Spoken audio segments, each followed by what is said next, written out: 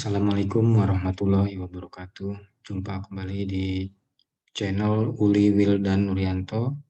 Pada kesempatan kali ini kita akan memperkenalkan aplikasi POM QM for Windows, di mana di kesempatan kali ini kita akan membahas satu persatu daripada modul yang terdapat di aplikasi POM QM for Windows. Namun sebelum itu kita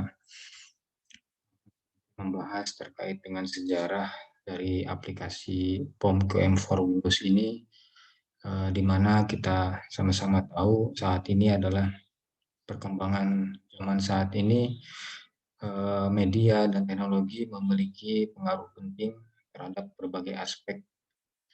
Salah satunya adalah aspek pendidikan, ya, kemudian juga seperti industri, sosial, ekonomi, dan lain sebagainya. Kita ketahui bersama saat ini komputer merupakan bagian penting yang tidak dapat dipisahkan dari kehidupan manusia.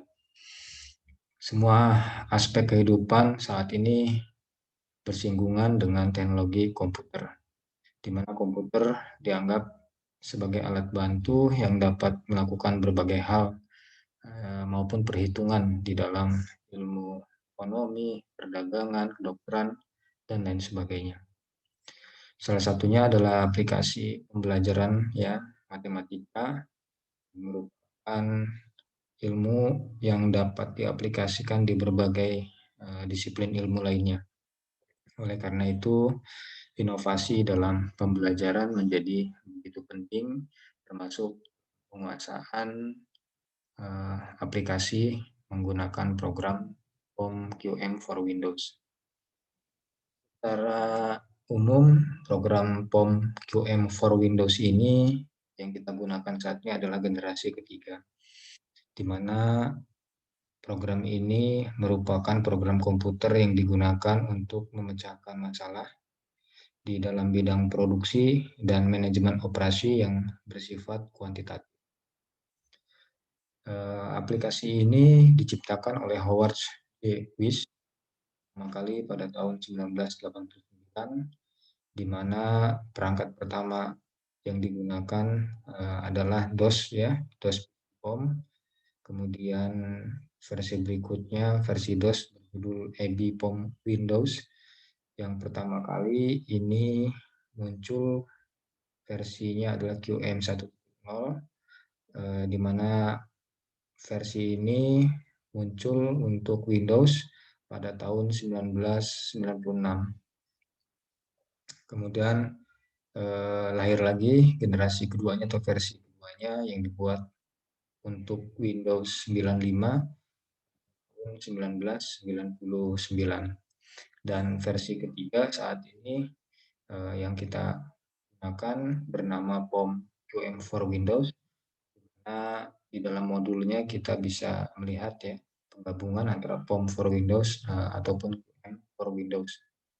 Nanti kita di display bisa melihat generasi ketiga ini hingga lebih dikenal, ya, dengan nama POM QM for Windows.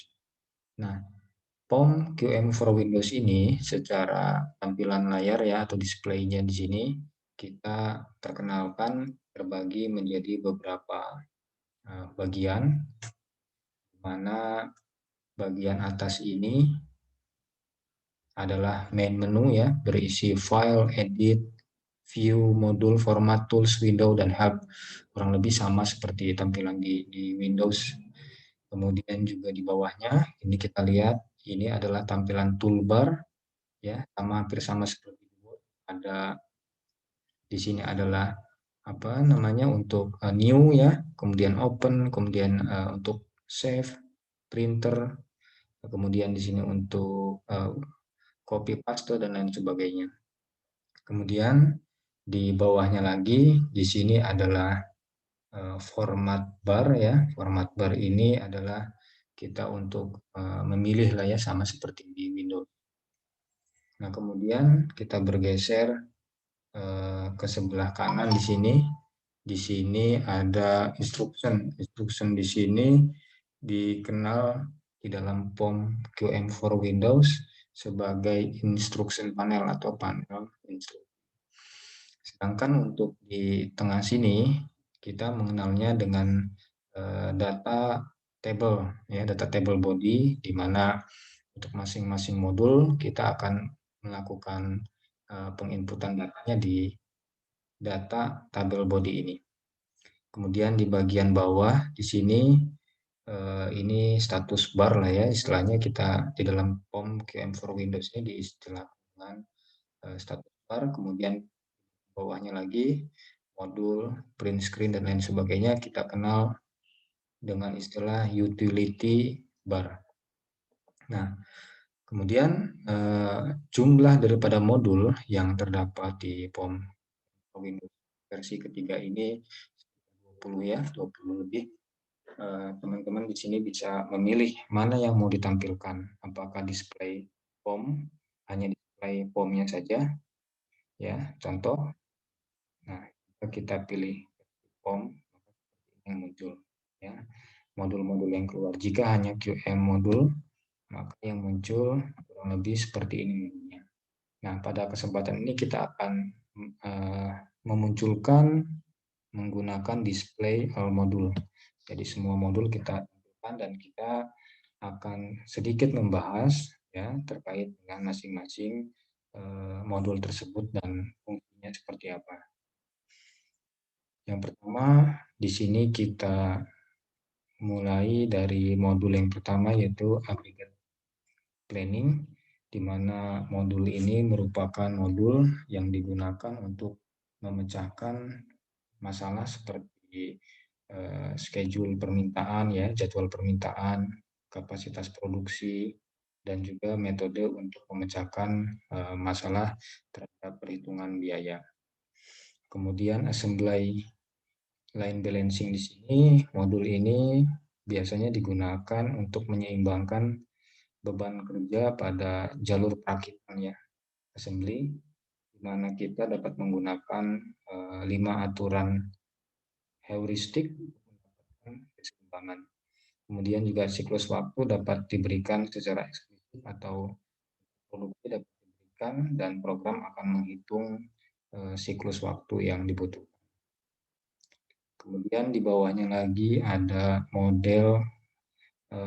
ada modul untuk assignment atau penugasan, di mana modul penugasan ini biasanya digunakan untuk memecahkan masalah penugasan secara tradisional lah ya, dari satu penugasan ke penugasan yang lainnya, dan dari beberapa karyawan terhadap pekerjaannya, kemudian juga dari karyawan terhadap mesin-mesinnya, dan dari mesin terhadap jenis pekerjaan, dan seterusnya. Jadi, modul ini digunakan untuk menyelesaikan masalah penugasan, maka kita harus menyediakan jumlah pekerjaan, jumlah mesin, dan juga jumlah pekerjaan, mesin, dan karyawan tersebut digunakan nanti untuk memecahkan masalah minimalisasi atau maksimalisasi.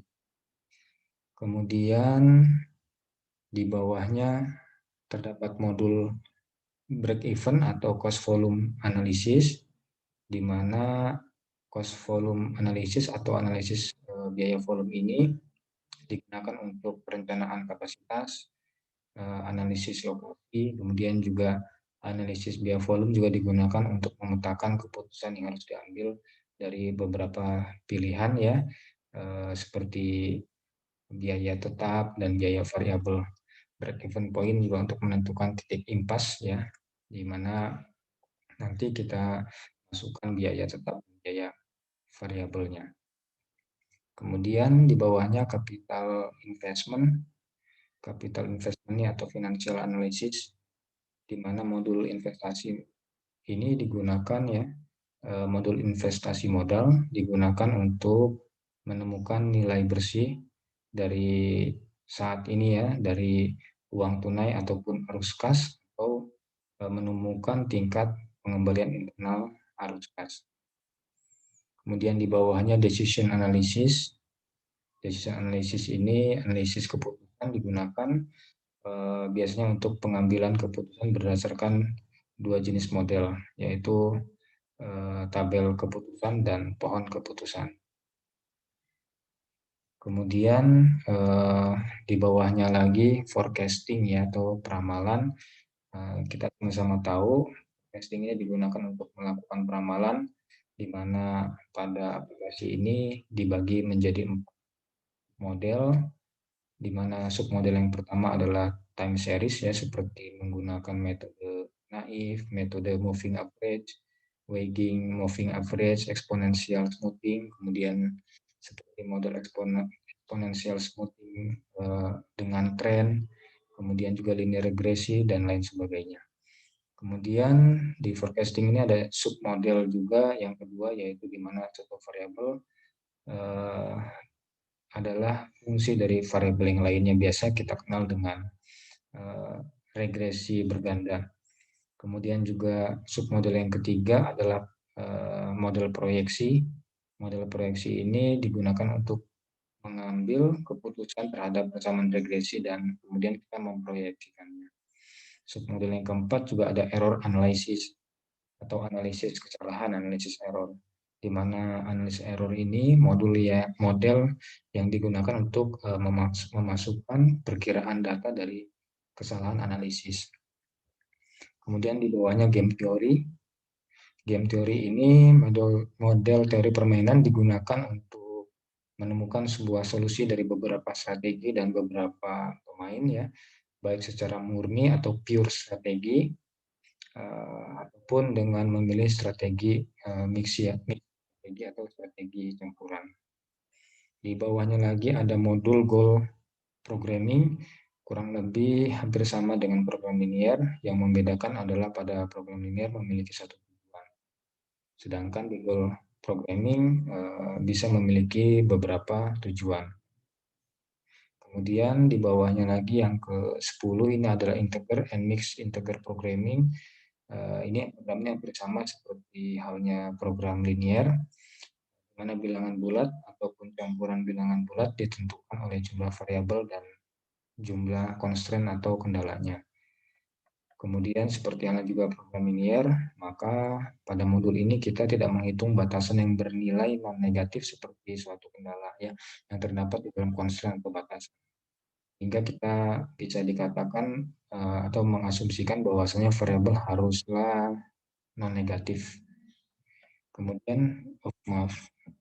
Kemudian selanjutnya ini yang ke-11 ya, inventory. Inventory ini atau modul persediaan ini menggunakan beberapa variasi lah, dari economic quantity atau EOQ ataupun yang kita kenal dengan jumlah ekonomis untuk menentukan pesanan untuk jumlah produk.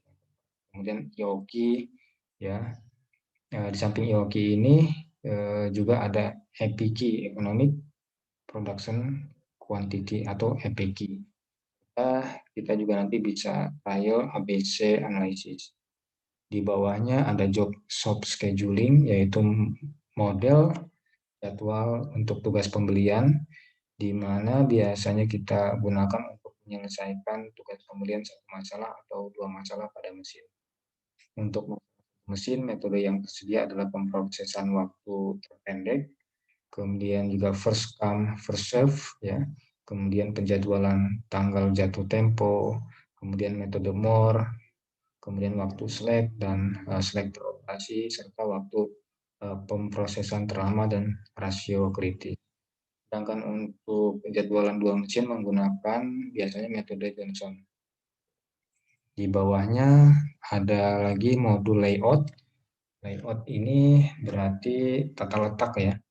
Tata letak atau facilities layout model atau model tata letak fasilitas ini digunakan untuk menempatkan departemen dalam suatu lokasi agar meminimalkan total jarak yang harus ditempuh sebagai fungsi ya, dari jarak antara ruangan ataupun aliran antara departemen. Di dalam beberapa kasus juga biasa kita gunakan untuk memperbaiki departemen tertentu agar mendapatkan jarak yang optimal. Next, di bawahnya ada learning curve atau kurva pembelajaran ya. Kurva pembelajarannya digunakan untuk melakukan evaluasi terhadap beberapa kasus yang berbeda pada produksi seperti waktu produksi, kemudian waktu kumulatifnya, dan lain sebagainya. Kemudian juga di bawahnya ini yang sering kita bahas ya, baik menggunakan program POM for Windows secara manual dengan menggunakan metode grafik, yaitu metode grafik atau metode lainnya ya, yaitu linear program. Linear program ini digunakan untuk menentukan fungsi dari suatu tujuan, baik untuk memaksimalkan ya tujuannya atau meminimalkan terhadap batasan-batasan yang ada. Kemudian di bawahnya location atau lokasi. Lokasi ini, modul ini digunakan biasanya untuk menentukan lokasi optimal yang harus dipilih dalam suatu fasilitas, di mana modul ini terdiri dari 4 lokasi fasilitas. Yang pertama adalah Wake Location Analysis, yang keduanya adalah One Dimensional Seating, yang ketiganya Two Dimensional Seating, dan yang keempat adalah Break Even Analysis. Next, yang di bawahnya lagi ada load sizing atau model load sizing ini biasa digunakan untuk menentukan total biaya holding setup ya, dan juga stock out ketika permintaan tidak sama dalam periode tertentu. Nah, untuk load sizing ini kita sudah umum biasa gunakan di dalam MRP system ya, dalam MRP, di mana MRP juga ada menjadi salah satu modul dari platform QM for Windows. Kemudian Markov Analysis, nah ini sering kita gunakan. Analysis atau rantai Markov ini, modul ini sebagai matrik transisi yang memberikan probabilitas untuk perpindahan dari satu daerah ke daerah yang lain, atau dari suatu negara ke negara yang lain, atau dari satu kondisi ke kondisi yang lain agar didapatkan pilihan yang optimal, kurang lebih seperti itu.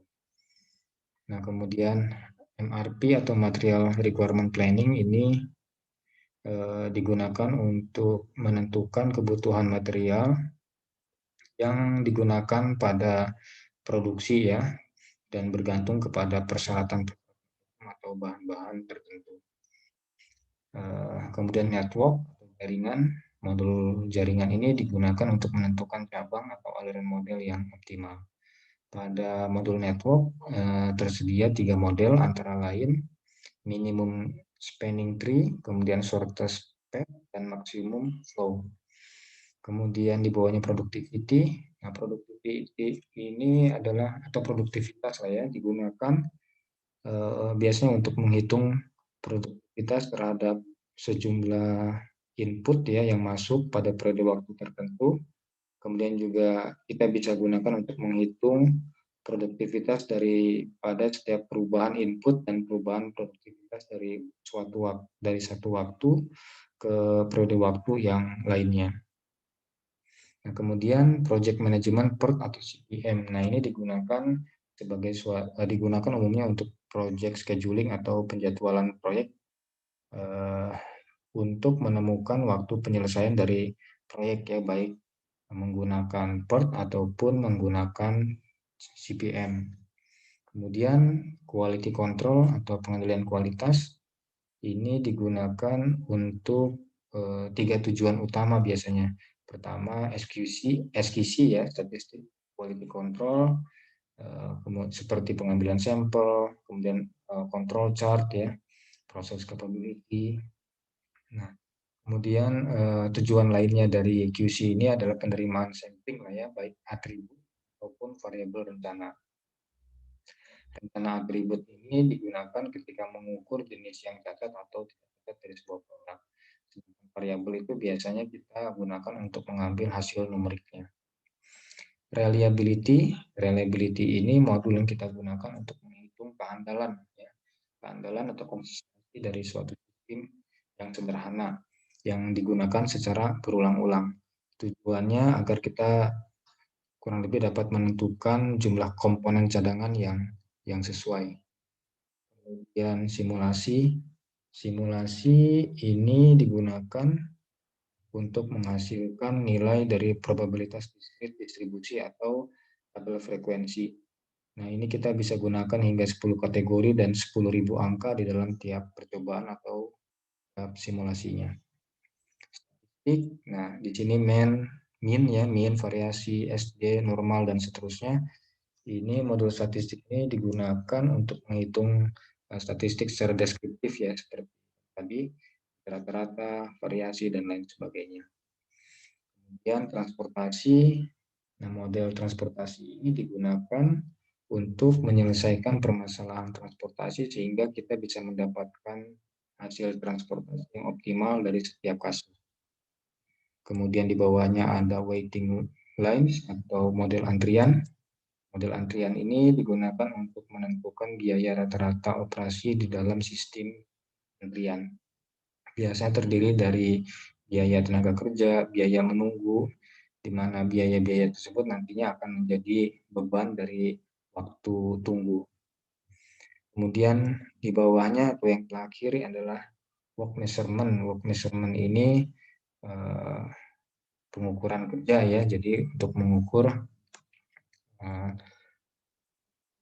kerja work measurement untuk mengukur kinerja yang optimum seperti. Nah, kurang lebih itu yang bisa kita bahas dari video kali ini. Untuk contoh soal bagaimana penggunaan atau contoh kasus menggunakan linear program, kemudian juga modul-modul yang lain akan kita bahas dalam video yang berbeda agar tidak terlalu panjang. Kurang lebihnya mohon maaf. Cukup sampai di sini pengenalan kita terhadap aplikasi dari POM QM for Windows. Kurang lebihnya saya mohon maaf. Wabillahi taufiq wal hidayah. Assalamualaikum warahmatullahi wabarakatuh.